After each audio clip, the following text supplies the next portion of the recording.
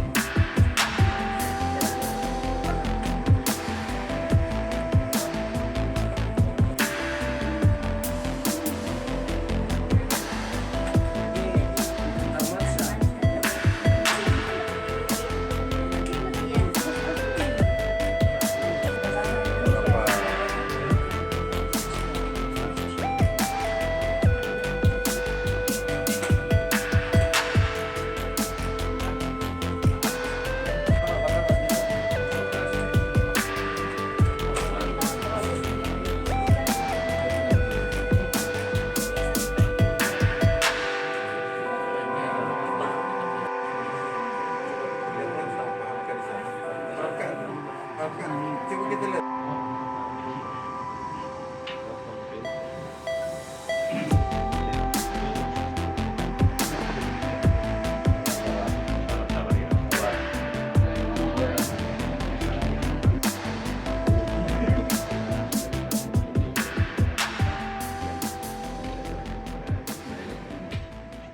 Ada berapa yang Sampai ditutupnya proses penerimaan jam 11.59 itu ada 33 yang menyerahkan persyaratan minimal pemilih. berarti ada 7 yang Iya. gagal ya? Yang 7 yang bukan gagal sampai dengan batas akhir itu tidak datang menyerahkan. Dan sudah tidak bisa lagi ya untuk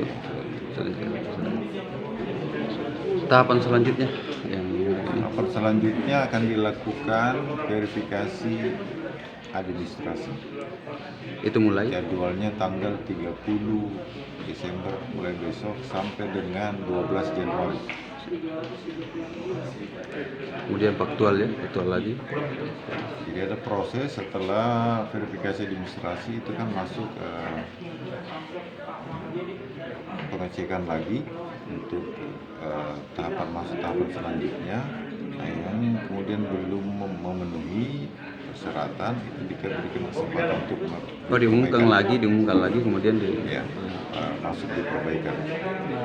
Bisa komentarnya Kak terkait yang banyak sekali ini pas penutupan, bagaimana melihat? Apa ya? Ini berulang selalu begitu.